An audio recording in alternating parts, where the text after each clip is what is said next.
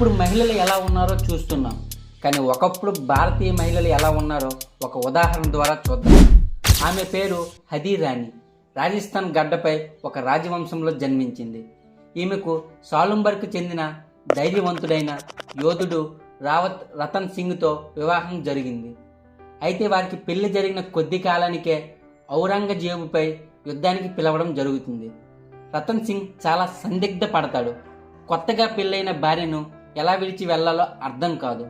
అప్పుడు హదీ రాణి, దేశం కోసం నీ కర్తవ్యం ముందు నన్ను మర్చిపో, నీ ధర్మాన్ని నువ్వు నిర్వర్తించు అని ప్రోత్సాహాన్ని ఇచ్చి యుద్ధానికి పంపిస్తుంది. రతన్ సింగ్ యుద్ధానికి బయలుదేరే ముందు హదీ రాణిని గుర్తుగా ఏదైనా పంపమని అడుగుతాడు. హదీ రాణి తన భర్త ధర్మ కర్తవ్యంలో తను ఆటంకంగా వస్తుందని గ్రహించి తన తలను తానే నరికించుకొని రతన్ సింగ్ కు ఒక చివరి జ్ఞాపకంగా, ఒక ప్రేరణగా పంపిస్తుంది. అది చూసిన రతన్ సింగ్ దుఃఖంతో ఆ తలను మెడలో కట్టుకుని యుద్ధ భూమిలో వెర్రితనంతో పోరాటం చేస్తాడు. విజయాన్ని సాధిస్తాడు. కానీ భార్యను కోల్పోయిన బాధలో చివరికి ప్రాణత్యాగం చేస్తాడు. ఇప్పటికీ కూడా హదీ రాణి పేరు రాజస్థాన్ నేలలో గొప్పగా చెప్పబడుతుంది. ఆమె యొక్క ధైర్యం, దేశభక్తి, త్యాగం భారత మహిళ యొక్క ప్రతిష్టను సూచిస్తుంది. జై హింద్. ఈ వీడియో మీకు నచ్చినట్లయితే లైక్ చేయండి, నలుగురికి షేర్ చేయండి, మరియు సబ్స్క్రైబ్ చేయండి.